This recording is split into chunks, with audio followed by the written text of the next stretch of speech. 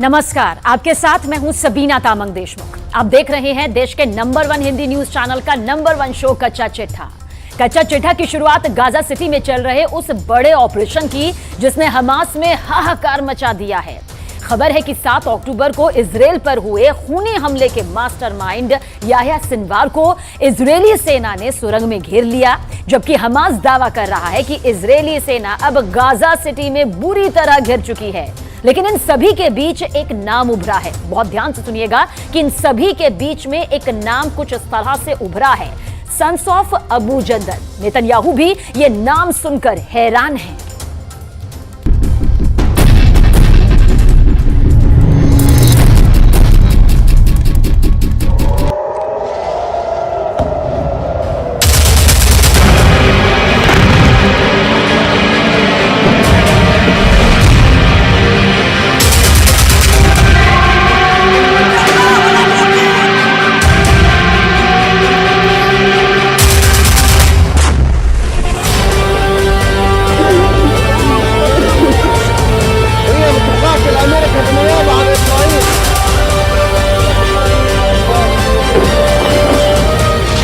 Israel का काल बना सन्स ऑफ अबू जंदल।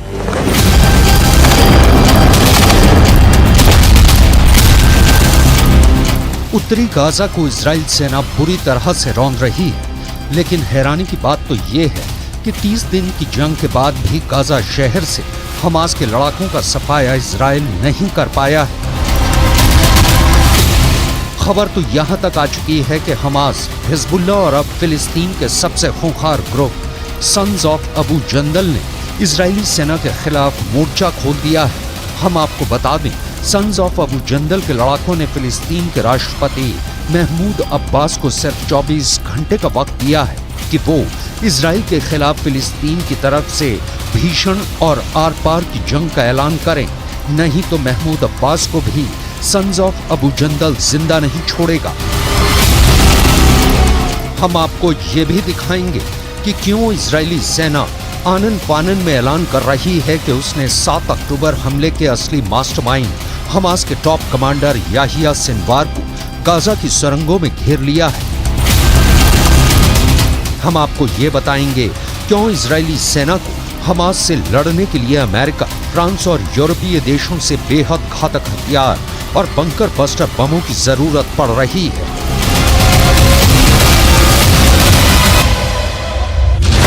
14,000 अड्डे तबाह, हमास को हराना नामुमकिन। 24 घंटे में 450 से ज्यादा हमले उत्तरी गाजा में इजराइल कर चुका है। एक आंकड़े के मुताबिक हर घंटे गाजा में 15 लोग इजरायली हमले में मारे जा रहे हैं। यहां तक कि हर घंटे में 12 से ज्यादा इमारतें इजराइल के हवाई हमलों में तबाह हो रही हैं। पहले आप ये देख लीजिए इजराइल की सेना हमास के सफाए पर क्या क्या ऐलान कर रही है और हमास क्यों कह रहा है कि इजराइल हमास से गाजा में जंग नहीं जीत पाएगा। हमास के साथ जारी जंग के बीच इजरायली सेना को बड़ी कामयाबी हाथ लगी है।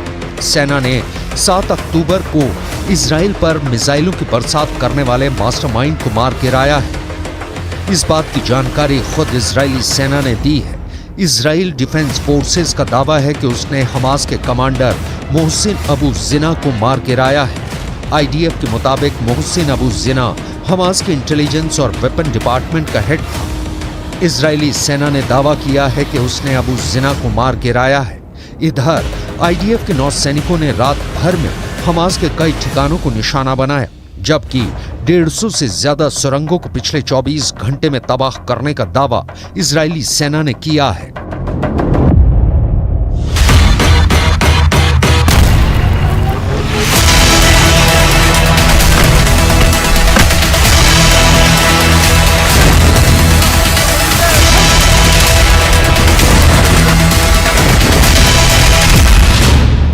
घिर गया कमांडर याह्या सिनवार।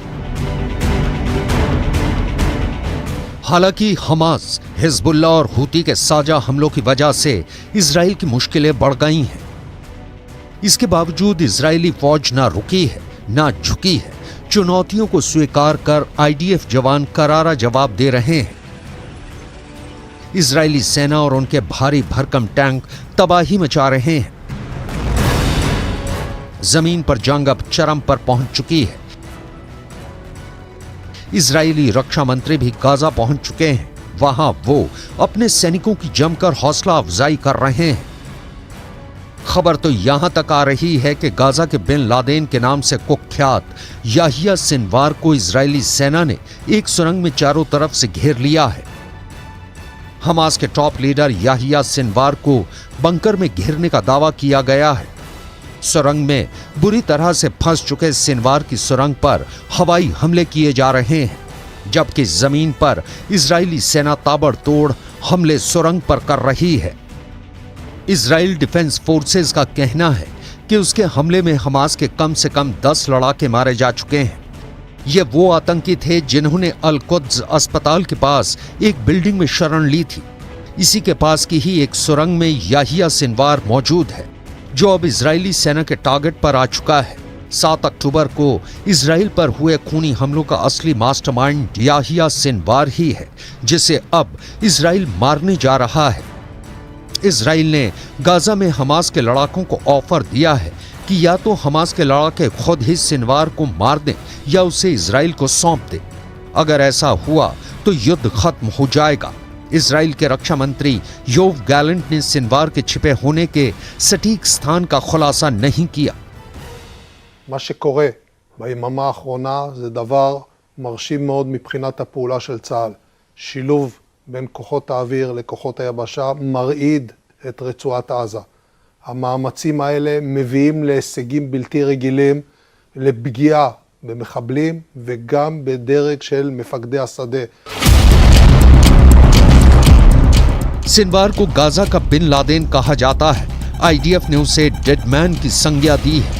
इजराइल के रक्षा मंत्री योव गैलेंट ने कहा है कि गाजा में हमास का नेता अपने बंकर में छिपा हुआ था और वो अपने किसी भी सहयोगी से संपर्क नहीं कर रहा है।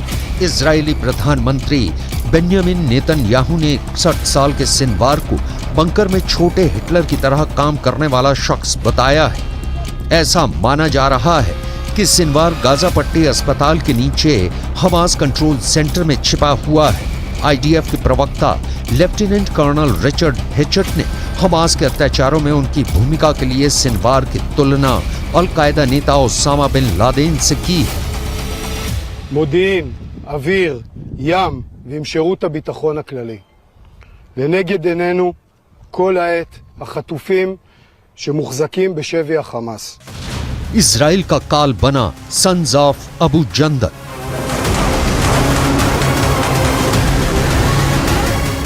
गाजा में जब से जमीनी हमले इजराइल ने शुरू किए हैं, तब से 34 से ज्यादा इजरायली सैनिक मारे जा चुके हैं। इजराइल 2 दर्जन के करीब टैंक भी तबाह करने का दावा हमास कर रहा है। हमास के साथ हिजबुल्लाह और हूथी के लड़ाके ही जंग नहीं कर रहे हैं, बल्कि अब तो सन्स ऑफ अबू जंदल के लड़ाके इजराइल के खिलाफ जंग में कूद पड़े हैं। सन्स ऑफ अबू जंदल लड़ाके फिलिस्तीन के राष्ट्रपति महमूद अब्बास से इसलिए बेहद नाराज हैं क्योंकि फिलिस्तीन के राष्ट्रपति ने जंग के 30 दिन बाद भी इजराइल के खिलाफ युद्ध का ऐलान नहीं किया है। अब फिलिस्तीन के राष्ट्रपति महमूद अब्बास को सिर्फ 24 घंटे का वक्त दिया गया है। या तो इजराइल के खिलाफ युद्ध करो या फिर अपनी मौत का इंतजार करो।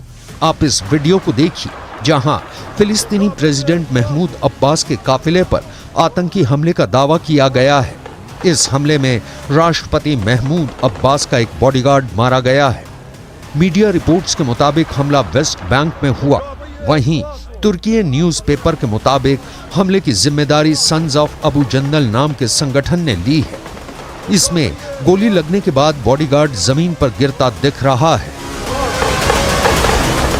מאז תחילת התמרון הקרקעי השמדנו אין ספור מפקדות, מנהרות, בסיסים, מתקנים של החמאס. החמאס מגלה שאנחנו מגיעים למקומות שהוא לא חשב שנגיע אליהם. 14,000 अड्डे तबाह, हमास को हराना नामुमकिन। कुल मिलाकर अब यह देखना होगा कि क्या हमास के टॉप कमांडर याहिया सिनवार के मारे जाने के बाद जंग रुकेगी या फिर भड़केगी।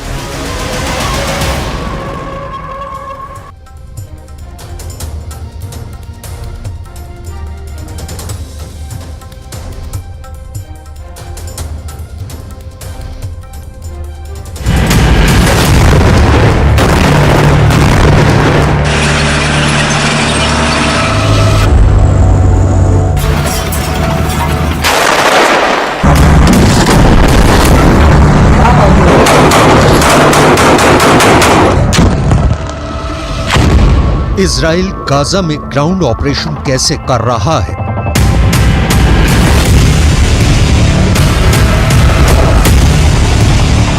ग्राउंड ऑपरेशन में सबसे मददगार हथियार कौन सा है?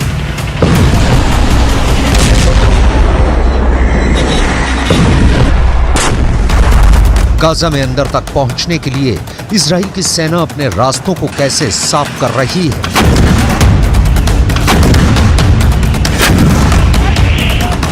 जवाब है इजराइल के टैंक से अटैक।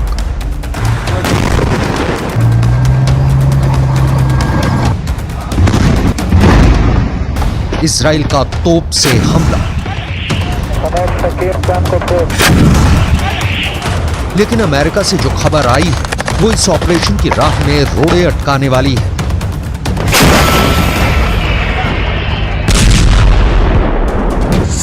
खबर है कि इजराइल का गोला बारूद खत्म होने की कगार पर है। तोप के गोलों का गोदाम खाली हो चला है। अगर ऐसा हुआ तो युद्ध में इजराइल के टैंक दम तोड़ने लगेंगे। इजराइल की तोपें गाजा में आग उगलना बंद कर देंगी। ये सवाल इसलिए क्योंकि अमेरिका से इजराइल के लिए बहुत बेचैन करने वाली खबर आई है। गाजा की जमीन पर इजराइल बारूद की बारिश कर रहा है, बम बरसा रहा है, मिसाइलें चला रहा है, टैंकों से आग उगल रहा है, तोपों से गोले बरसाकर गाजा को तबाह करता जा रहा है। खबर है कि अब तक की जंग में इजराइल की सेना ने इतनी भारी तादाद में गोले दागे कि अब इजराइल को खुद गोलों की जरूरत महसूस हो रही है। दावा किया जा रहा है कि इजराइल के गोले वाला गोदाम खाली हो रहा है और आने वाले वक्त में इजराइल को गोलों को इंपोर्ट करना बहुत जरूरी है।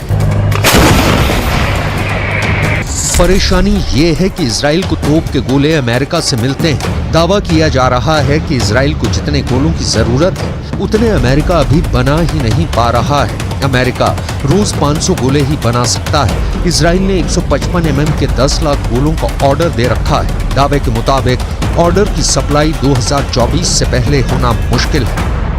इसी वजह से कहा जा रहा है कि गाजा से जंग शुरू होने के बाद इजराइल के पास गोलों की कमी हो गई है। दावा तो यहाँ तक है कि इजराइल को इतने गोलों की जरूरत है जिसे अगर अभी नेटो देश मिलकर भी तैयार करें तब भी तैयार नहीं हो पाएंगे। गाजा जंग में इजराइल ने भारी मात्रा में हथियारों का इस्तेमाल किया है। अगर हथियारों का प्रोडक्शन थमा और गोला बारूद कम तैयार हुआ तो इजराइल का युद्ध और उसका गाजा के खिलाफ ऑपरेशन औंधे मुंह गिर जाएगा। यही वजह है कि इजराइल अमेरिका में मौजूद हथियारों की फैक्ट्री की पल पल की अपडेट ले रहा है। बेन्यामिन नेतन्याहू की नजर फैक्ट्री के उत्पादन पर है। इजरायली सेना की नजर हथियारों की लॉन्चिंग और उससे थर्राती गाजा की गर्मी पर भी है। इजराइल के साथ साथ अमेरिका भी नहीं चाहेगा कि उनका प्रोडक्शन रेट गिरे। बाइडन नहीं चाहेंगे कि हथियारों की फैक्ट्री की रफ्तार धीमी पड़े, क्योंकि इजराइल की सेना गाजा में काफी अंदर तक दाखिल हो चुकी है।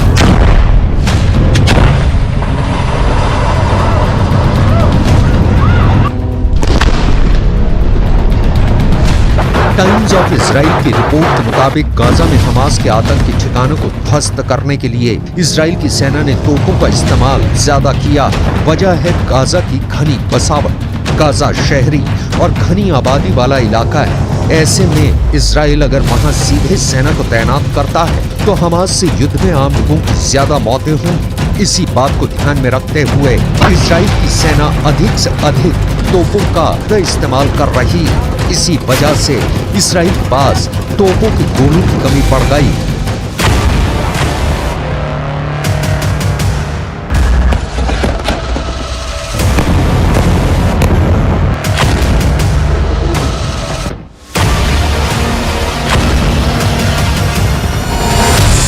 विदेशी मीडिया के मुताबिक इजराइल की सेना अपने एडवांस ट्रैकिंग सिस्टम से पहले गाजा में हमास लड़ाकों की लोकेशन ट्रैक करता है और फिर तोपों से उन टारगेट पर निशाना लगाता है।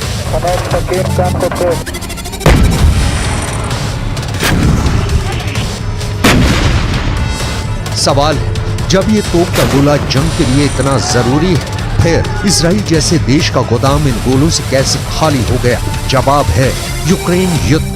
यूक्रेन की सेना रूस से लोहा लेने के लिए इन्हीं गोलों का इस्तेमाल कर रही है। यूक्रेन की मदद के लिए अमेरिका ने इजराइल में रखे गोलों को यूक्रेन भेज दिया, जिससे अब इजराइल के सामने संकट खड़ा हो गया है।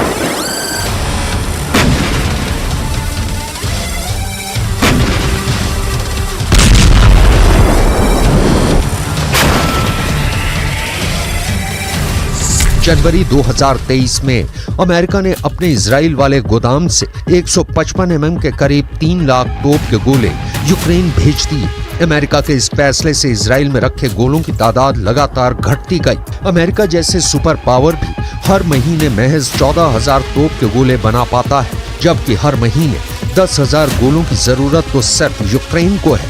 यही वजह है कि इजराइल को जितने गोलों की जरूरत है उतने नए गोले अमेरिका तैयार नहीं कर पा रहा है।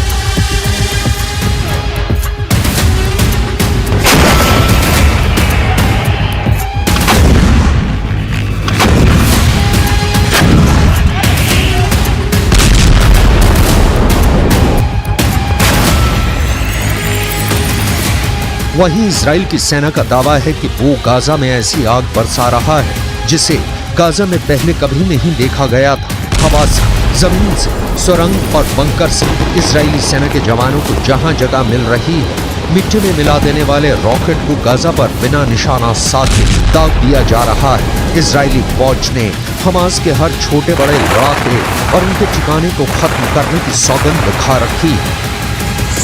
गाजा पर 18,000 टन बारूद बरसने का दावा किया जा रहा है। अल जजीरा के मुताबिक गाजा में हो रही इजरायली बमबारी में हर घंटे 42 बम दागे जा रहे हैं। 15 लोगों की मौत हो रही है, 35 लोग घायल हो रहे हैं और 12 इमारतें तबाह हो रही हैं।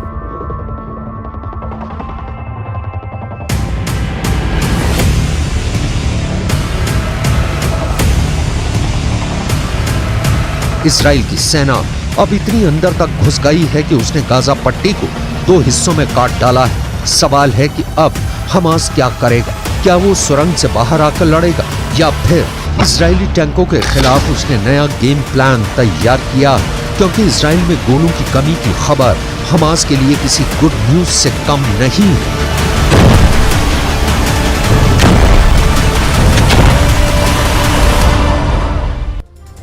इजराइल से लेकर अमेरिका तक सबको अब शनिवार का बेसब्री से इंतजार, क्योंकि हिजबुल्लाह शनिवार को महायुद्ध का फाइनल ऐलान कर सकता है। कहा यह जा रहा है कि इजराइल पर अटैक करने के लिए रविवार से शुरुआत की जाएगी और इसे ही इजराइल का ब्लैक संडे तक कहा जा रहा है।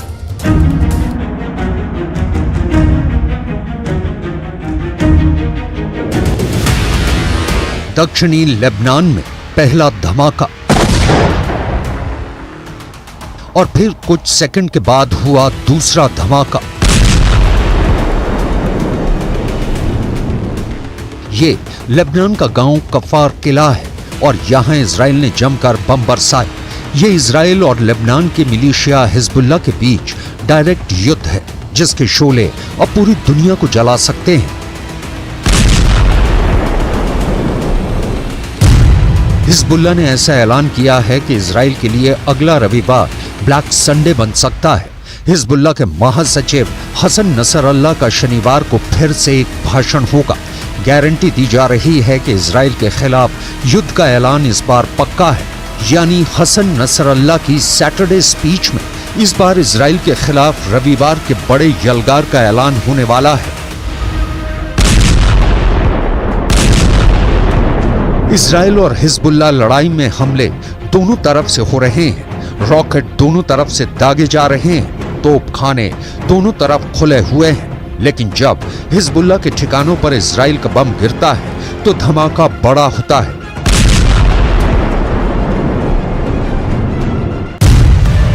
कुल मिलाकर हिजबुल्लाह और इजराइल की टक्कर इस वक्त तीसरी स्टेज पर पहुंच चुकी है। ये लेबनान की राजधानी बेरूत है और यहाँ हिजबुल्लाह के एक लड़ाके का जनाजा निकला है।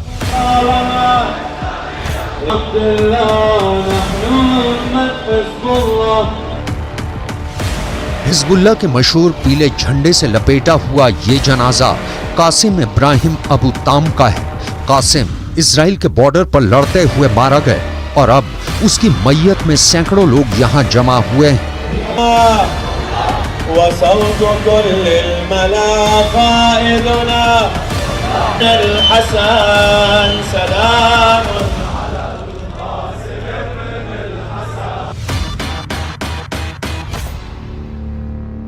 Everybody knows that part of our areas, part of our territories in Lebanon is still occupied by the Israeli occupation. They are targeting our civilians, and we will do everything possible in order to ensure the security of our land, the security and the safety of our people as well. Gaza में अलग अलग Israel Lebanon border पर जो धीमा धीमा युद्ध चल रहा है, उसमें हिजबुल्लाह के 60 से ज्यादा लड़ाके इजराइल के अटैक में मारे जा चुके हैं, जबकि इजराइल के 9 सैनिक हिजबुल्लाह के हमले में जान गंवा चुके हैं। सवाल है कि इस युद्ध में अब शनिवार को हसन नसरल्लाह का दूसरा भाषण क्या इजराइल के लिए अगला दिन ब्लैक संडे साबित कर सकता है? अब हिजबुल्लाह के महासचिव हसन नसरल्लाह का नया भाषण इस युद्ध को किस लेवल पर ले जाएगा, इसे लेकर इजराइल के प्रधानमंत्री बेन्यामिन नेतन्याहू ने बड़ी धमकी दे दी है। תקפנו מטרות רבות של חיזבאללה, חיסלנו מחבלים רבים. ואני שב ואומר, אם חיזבאללה יבחר להיכנס למלחמה, הוא יעשה את טעות חייו. गाजा तो इजराइल की बमबारी में खंडहर बनता जा रहा है।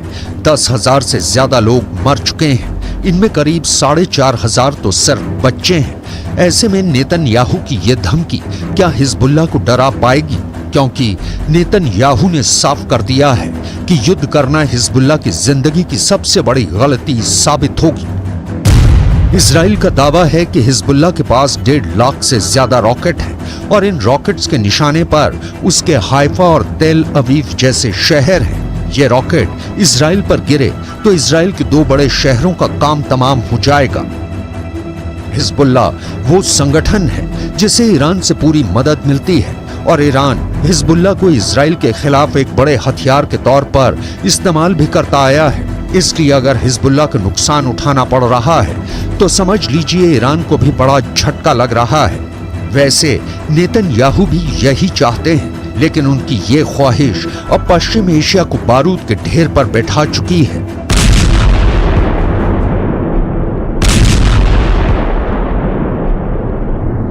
Kind of genocidal war by the Israelis is targeting humanity everywhere, and every human being who has one shred of humanity, he should be concerned about what's really happening, and he should voice out, vent and his anger, and he should do everything possible in order to help the people of Gaza. We in Lebanon as Hezbollah, we're doing our part of the job against this occupation. लेकिन इसमें कोई शक नहीं कि अब Hezbollah का खतरा America भी महसूस कर रहा है, क्योंकि इजराइल को बचाने आए अमेरिका की जंगी जहाज अब हिजबुल्लाह के टारगेट पर आ चुके हैं। ये है हिजबुल्लाह की एंटी शिप मिसाइल, जिसके टारगेट पर वो जहाज हैं जो इस वक्त भूमध्य सागर में खड़े हुए हैं। ये ऐसी मिसाइल है जो सैकड़ों किलोमीटर के दायरे में किसी भी जंगी जहाज के 2 टुकड़े कर सकती है। इस वीडियो के जारी होने के बाद अमेरिका थोड़ा सकपका सा गया है, क्योंकि हिजबुल्लाह से टक्कर लेकर वो अपना बड़ा नुकसान नहीं कराना चाहेगा। हिजबुल्लाह के एंटी शिप मिसाइलों का वीडियो आने के बाद इजराइल ने अपनी नौसेना को एक्टिव कर दिया है। गाजा के समुद्री तट पर हमलों के साथ साथ इजराइल की नेवी अब लेबनान की समुद्री सेना के आसपास भी घूम रही है, ताकि हिजबुल्लाह की हरकतों की टोह ली जा सके। हिजबुल्लाह की एंटी शिप मिसाइल अमेरिका और इजराइल दोनों को जबरदस्त झटका दे सकती हैं।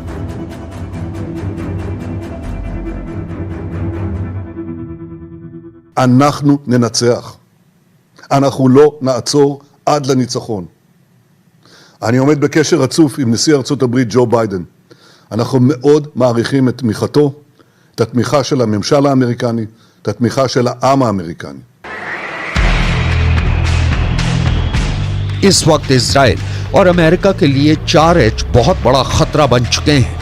इन 4 H के बारे में बहुत गौर से समझिएगा, क्योंकि इन 4 H को ईरान का पूरा समर्थन है। H से हमास, H से हिजबुल्लाह यानी लेबनान का मिलिशिया, H से इराक का मिलिशिया हशद अल शाबी, H से हुथी यानी यमन का विद्रोही गुट। यमन के हुथी विद्रोहियों ने इजराइल के खिलाफ कई ड्रोन लॉन्च करने का वीडियो जारी किया है।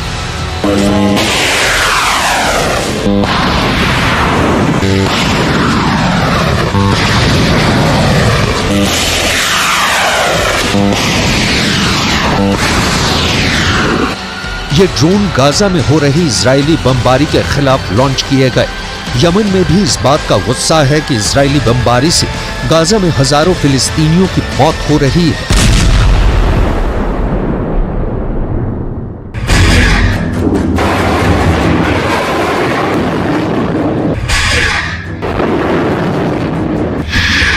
इजराइल के शहर टारगेट पर हैं और गाजा में बमबारी के खिलाफ हिजबुल्ला और हुथी दोनों ने अपना हथियार गोदाम खोल दिया है।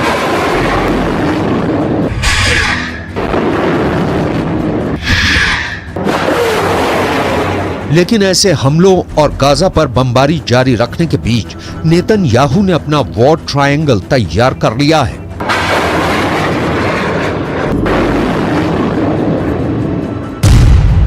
नेतन्याहू के वॉर ट्रायंगल में सबसे बड़ा कोना गाजा में हमास का पूरी तरह से खात्मा है। नेतन्याहू के वॉर ट्रायंगल में दूसरा बड़ा कोना लेबनान में हिजबुल्ला का अंत है, जबकि नेतन्याहू के वॉर ट्रायंगल का तीसरा सबसे खतरनाक कोना है सीरिया, जहां से इराक का मिलिशिया हशद अल शाबी इजराइल के बॉर्डर तक पहुंच सकता है। यही वजह है कि सीरिया पर इजराइल की एयरफोर्स ने हमले तेज कर दिए हैं। ये तीनों जगह इजराइल के बॉर्डर से लगी हुई हैं और इजराइल इन्हें अपने खिलाफ सबसे बड़ा खतरा मानता है। इजराइल के जवाबी हमलों को देखकर कोई भी नहीं कहेगा कि इजराइल अब पीछे हटेगा। उसके रास्ते में जो आएगा इजराइल अब उसे मिटाना चाहता है, फिर चाहे वो हमास हो, हिजबुल्ला हो, यमन हो या फिर ईरान। अमेरिका की मदद से इजराइल अब खुद को कई फ्रंट पर लड़ने के लिए तैयार कर चुका है। इजराइल और गाजा के बीच शुरू हुई जंग अब पूरी दुनिया को अपनी चपेट में ले सकती है। ये युद्ध लेबनान और सीरिया में तो दाखिल हो ही चुका है। अब पूरा पश्चिम एशिया इसकी जद में कैसे आएगा, सबको यही डर सता रहा है।